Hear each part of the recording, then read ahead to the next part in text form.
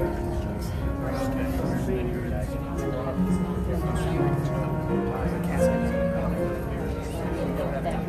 have to stand out there until that person may just say go.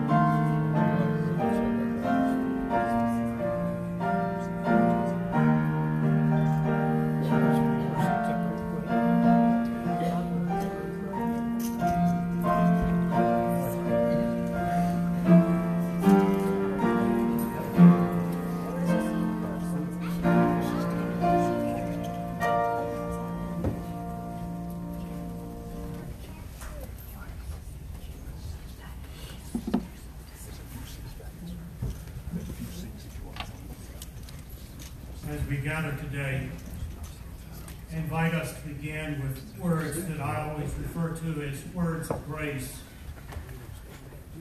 Jesus said, I am the resurrection and I am the life. Those who believe in me, even though they die, yet shall they live. I am Alpha and Omega, he said, the beginning and the end, the first and the last. I died. Behold, I am alive forevermore. And I hold the keys of hell and death. Because I live, you shall live also. Part of the gospel story from which we receive direction this day and really have received for decades in relation to the life of Billy Joe Maxwell are the words that dying, Christ destroyed our death. In rising, Christ restored our life. Christ will come again in glory. Here and now, we have always been and always will be God's children. What we shall be has not yet been revealed. But we know that when he appears, we shall be like him. For we shall see him as he is. We are so grateful for so very many people. Of course, family, extended family, and then a host of friends, but then a host of comrades. Comrades who have served in this war, but in lots of others, and who come to honor the presence of Billy Joe's remains with us this day. So grateful for a community, this close-knit community of Hogansville, but then beyond it, as that motorcade traveled from the airport down through those communities to this community, where Billy Joe will lie at rest, gave such honor, such respect, lifted up their gratitude for such honor for this one who has been so loved and so cared for in his young life, but since then as well, in the legacy. We celebrate, we are grateful for that this day. And of course, as I said in our prayer before I came in with the family, while there is a great deal of joy being able to be here this day with Billy Joe's remains with us, there's also such great grief. There was always that vision within the Maxwell family, we will walk back in our doors one day. Unfortunately, that doesn't happen. So we have the grief of that we carry with us, the memories of that grief. We come to share that. So again, on their behalf and on one another's behalf, I say thank you for gathering here in this place where humanity meets together to recognize the giftedness that our lives are to one another. May we pray together. O God of heaven and earth, we trust ourselves to your grace as we sit before the mystery of a long journey of grief. We yet long to allow ourselves to be illumined by the light of Christ and his resurrection. So we listen. We listen as you share with us through the presence of one another, through words, through your Spirit, your message of life and of death. And though decades have passed, we yet give you thanks for your child, Billy Joe Maxwell, whom we continue to trust to your presence. And we ask you to help us now in the midst of the presence of darkness, to trust that in life or death, nothing shall ever separate us from your great love in Christ Jesus our Lord, in whose name we pray. Amen. This time I'd like to invite Jordan Phillips to the piano. He is a great, great nephew of Sergeant Maxwell. Jordan's grandmother is Donna Phillips, who is a niece, the daughter of Sergeant Maxwell's sister.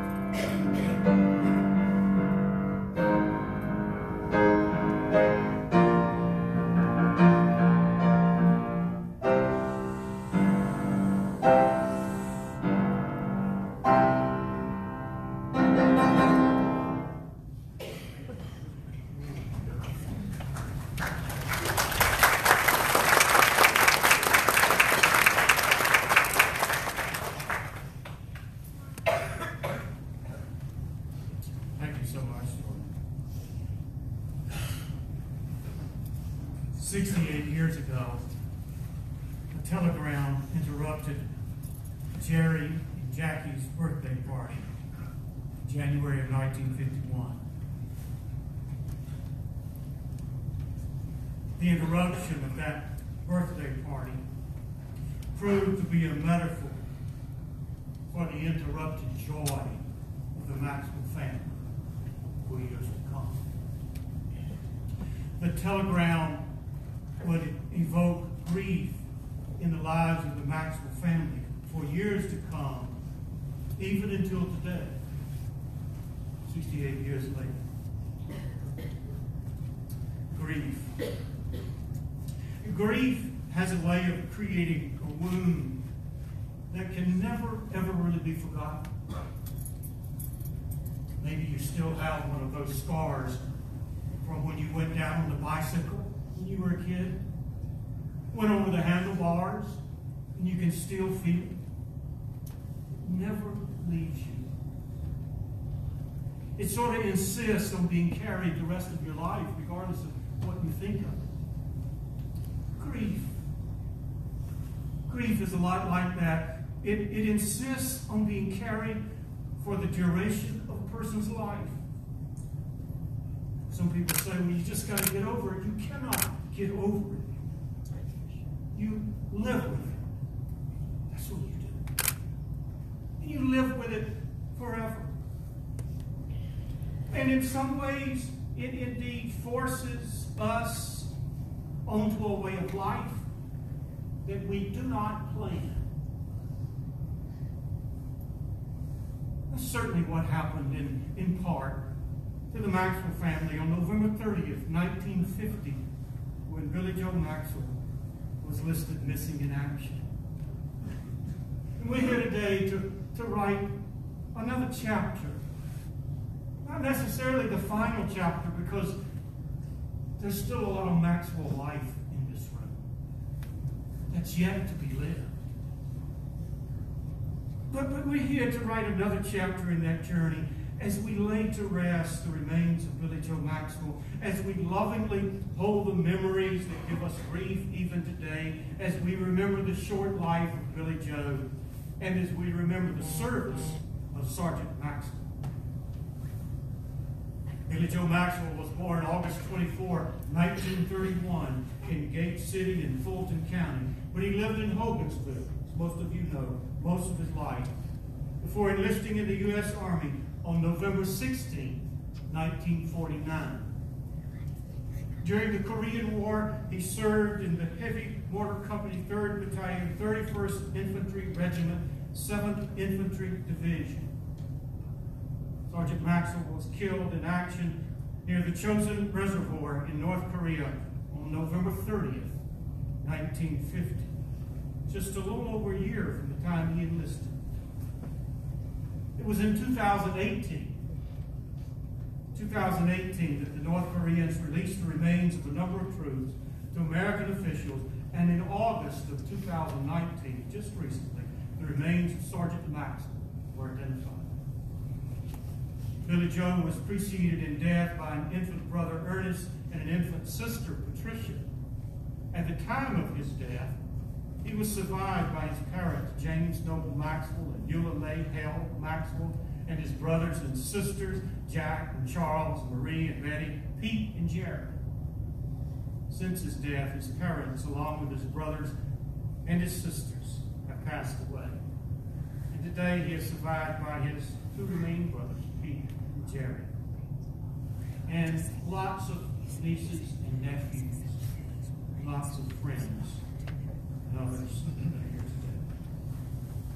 Let me take just a moment, and I promise just a moment, to share just a tad bit of history. Today's events, we really have to say it that way, today's events began when on June 25, 1950, what was then known as the Democratic People's Republic of Korea, what we commonly know of as North Korea, invaded what we commonly know of as South Korea. And the history books say that the U.S. government believed that in order to defend democracy and protect capitalism around the world, they had to contain communist nations like the Democratic People's Republic of Korea, also known as North Korea. And so June 30th, just 5 days later, In 1950, President Truman authorized General Douglas MacArthur to deploy U.S. ground forces to defend South Korea. And thus the beginning of what most Americans know as the Korean War, which would receive support from the UN troops who were under the command of the U.S. by order of the UN Security Council. Until those events took place, Billy Joe was a typical enlisted soldier, private first class. As a result of those events, Sergeant Maxwell found himself in the region of the Chosin Reservoir, Korea, in November of 1950, as a member of the Heavy Mortar Company, 3rd Battalion, 31st Infantry Regiment, 7th Infantry Division. And as best I can understand the historical reports, and certainly I'll not give all of those details, and you can certainly research and find them. It's quite vivid to read some of those stories, but as best I tell the story, reports of the event, Sergeant Maxwell's company was part of an attempt to cut off supply routes of the North Korean forces when they were attacked by a large force from the Chinese People's Volunteer Forces, which the U.S. at that time did not yet think would enter the war. And on this critical moment, they did, at midnight on November 28, 1950. And it was the beginning of fierce fighting, night and day in sub-zero temperatures, against a well-supplied, reinforced forces that greatly outnumbered the American/UN forces that were present. The exhaustion of their military artillery and their supplies, and absence of reinforcements being able to reach them, and taking heavy casualties, all of that hampered the movements and the fighting of the American UN forces.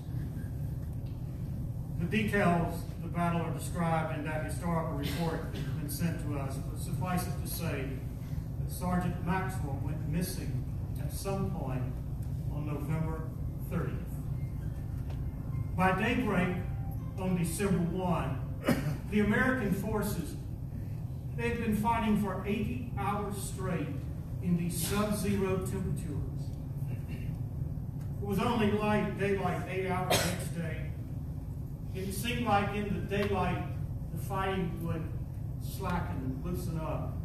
But then during the 16 hours of darkness, the Chinese forces terrorized U.S. forces with attacks, continual infiltration attempts, menacing sounds and sights of bugles, whistles, bird guns, and flares. Absolutely horrifying.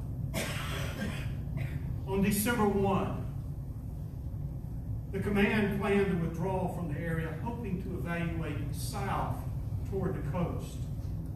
The 31st Company destroyed all unnecessary equipment. They loaded all their operable trucks with wounded men from the previous 4 nights and 3 days of fighting. And to give the living a chance to try to survive, they unfortunately had to leave their fallen American comrades behind. To be recovered at another time, they hope. And slowly backing south, the Americans encountered long bridges, roadblocks, and the report says, and I quote, hordes of Chinese attackers. Of the approximately 3,000 American and South Korean soldiers assigned to the 31st Company on November 27, leadership considered that by December 2, there were 385 who were fit for duty. UN forces air evacuated the approximately 1,500 injured, and the enemy either captured or killed the remaining. Horrifying, devastating. No statements exist in the battle reports that can fully account for the circumstances of Sergeant Maxwell's disappearance. The U.S. Army simply reported him MIA on November 30, 1950. The Adjutant General's office did not issue the battle casualty report confirming Sergeant Maxwell's status as missing in action until January 12, 1951.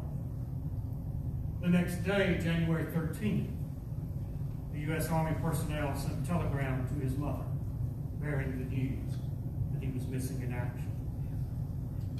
It was almost 3 years later, on December 31, 1953, that the Adjutant General wrote a letter notifying the family that Sergeant Maxwell was presumed to be deceased, killed in action. And then it was 2018. The North Koreans released the remains of a number of troops to American officials, and with DNA that had been left that had been taken years before, in August of 2019, the remains of Sergeant Maxwell were identified. And thus we are here today to accompany the Army's faithful return of a comrade in arms, or internment, in America. Billy Joe was a young man when he died. It's always so daunting and overwhelming to me to consider the age at which so many young men and women have lost their lives in our nation's wars. The grief is overwhelming. The loss is so tragic. It shapes spouses and children and parents and friends for the rest of their lives. There was a poem written by Billy Joe's brother, Charles, who was a World War II veteran. And it shares some of his own sentiment. He speaks the reality of our nation's choices upon families from small, forgotten communities like Hogansville, Georgia. Charles wrote, "War. War is the terror of all ages. Stories of war fill history book pages. No one wants to see the world at war. But as time goes on, you'll hear the cannons roar. Because there is also one who wants to rule all, to flaunt his ambitions until time for his fall. The price of war is very high. The price of war is very high because many a man will have to die. After it's all over, what more can be said except that I'm sorry for those who are dead. Nothing accomplished, nothing achieved, but many a family left bereaved." How difficult our wars are. How costly they are to families whose young men and women are caught in the crosshairs. And no matter how long we live, no matter how many wars we experience, how many ultimate sacrifices are made, we will always find ourselves crying out to the heavens, oh God, save us. Save us from what it is within us that creates such tragedies, from the conflict, from the grief of such horrible suffering. Though our hopes are of ending all wars, we've always heard that World War I was fought to be the war that ends all wars. We've had quite a few since. And yet still, within the heart and mind of humanity, hope seems to spring eternal, that it might be the last. And maybe the greatest honor we give such young men and women like Billy Joe is to never surrender ourselves to despair, but to allow hope to spring eternal. To live in the grace of that kind of hope. To live with actions that nurture the kind of life that Billy Joe and others imagine they're giving their lives for. I had the privilege of perusing a few of Billy Joe's letters that the family still have. It's apparent that Billy Joe had the simple dreams of a young man in the 1950s. He had hoped to get into the Army's cooking school, with the visionings of opening a cafe when he returned to Hogansville. He had a brother Jack, who was in the Army at the same time in Korea. And he writes to tell Jack that he's disappointed he didn't get into cooking school, and instead he wound up a gunner in Heavy Mortar Company. Billy Joe was ambitious. He wrote about his lowly PLC status, which he hoped to quickly rise beyond. And he was promoted to corporal just a few days before the battle, November 21, 1950. And then he was promoted, of course, to the rank of sergeant when he was declared deceased in 1953. His letters make constant reference to Charles, a brother who had obviously tried to tell Billy Joe, and I quote, how the Army was, and I wouldn't listen. Billy Joe remained, it seemed like he remained to have this special connection with this older brother, holding Charles in high esteem and always sending Charles in the letter every now and then. A new paragraph will start. Well, tell Charles. A couple of paragraphs. Well, don't forget to tell Charles. Obviously, Charles took the loss of Billy Joe quite personally. His older brother seemed to do. From something that Roy Coleman wrote in the West Georgia Beacon newspaper back in 2001, it's obvious that Billy Joe's disappearance was extremely hard for Charles, with Charles hoping, along with the rest of the family, for years that he would see Billy Joe come home and walk through the door. There was obviously a struggle, older brother, younger brother tie, strong, struggling relationship between the two of them. Jack, his brother who was in Korea at the same time that he was, carried that great burden for Billy Joe. When he hears that his brother's missing, Jack's natural tendency is to go look for him. I'll find him. Fortunately, of course, he wasn't able to do that. A month after Billy Joe went missing, one of his letters, a month before Billy Joe went missing, one of his letters wrote about him hearing about home in Hogansville, and apparently all the pretty girls were getting married. He was concerned about what he was going to be left with when he got home. And he even questioned whether he should bring home one of these cute Japanese girls from where he was. He still had dreams always. Hope springing eternal. In one letter he talked about his daddy starting a bank account for him with some of the money that he'd sent home. And this is also where he mentioned again about starting a cafe and said, oh, and by the way, Charles, suggesting sort of in between the lines, I thought, that big brother ought to fund little brother when he gets back for this new cafe. And what a big brother's good for unless you can borrow or use their money. He was a young man with dreams and hopes. A young man with a family behind him who loved him and believed in him. And they were there to assist him and to be present for him and even look for him when he got lost. Each letter I read began with some version of this. Hope all is fine. Hope all is well in Hogansville. Hope all is good with everybody.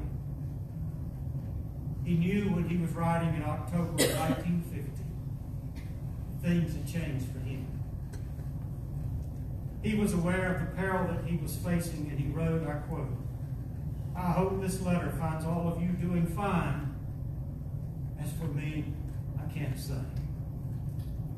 But he still hoped that all was fine and would be fine with everybody.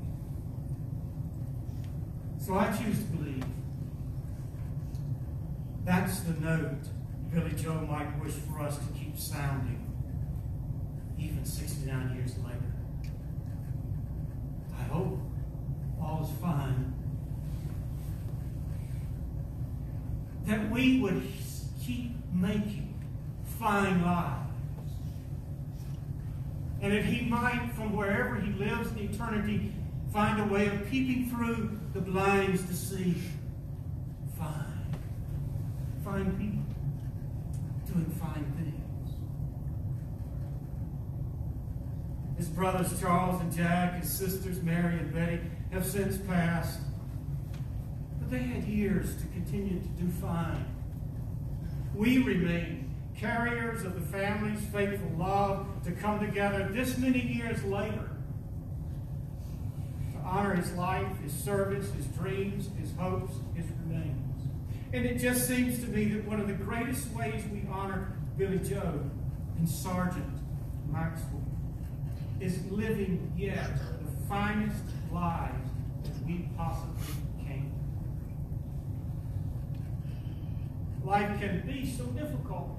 I know that. Humanity, we sometimes do some of the stupidest, most selfish, horrible things that makes life so difficult. So, perhaps we should do as Charles' poem suggested. Make our apologies for those who have been harmed and those who are deceased. And turn to yet fulfill, as the old biblical text says, run the race that is set before us. And well, let us make the finest lives together as young men and women like Billy Joe died so that we might do so and dream of us doing so. It's a real challenge. I understand that. It's my faith that we do so as we follow the one we know in Jesus the Christ, who named to us in those beautiful Beatitudes what is so blessed in life. Blessed are the poor in spirit. Blessed are those who mourn. Blessed are me. Those who hunger and thirst for righteousness, the merciful, the pure in heart, the peacemakers, those who are persecuted and suffer for righteousness' sake. Therein is the blessedness of life. So let us listen to the wisdom of those challenging words and spend our lives exploring how to embody such blessedness to one another, to ourselves, and to all of the world. Remember the words Jesus spoke? Do not let your hearts be troubled. Trust in God, he said. Trust also in me. My Father's house has plenty of room. If that were not so, would I have told you that I am going there to prepare a place for you? And if I go and prepare a place for you, I will come back and take you to be with me, that you may also be where I am. And remember the gospel. In that great classic verse that so many people know so well, and that in some sense becomes the model by which a Sergeant Maxwell would do what he did. God so loved the world that he gave his only Son, his life, that whoever believes might not perish, might have everlasting, eternal, meaningful life. For this we say, thanks be to God. So we thank thee, O God, for a son, brother of ours, who walked before us and answered call in regard to the will of his country, his people. How deeply we grieve that it was such a tragic ending for him and for others. We once again cry out, you save us from such things, and lead us in the ways of blessedness. Lead us to give of our life in the same way that you have done, in the same way that Sergeant Maxwell has done, so that all might have life and might have it in the most meaningful forms that we might all be able to imagine. In the name of our Christ we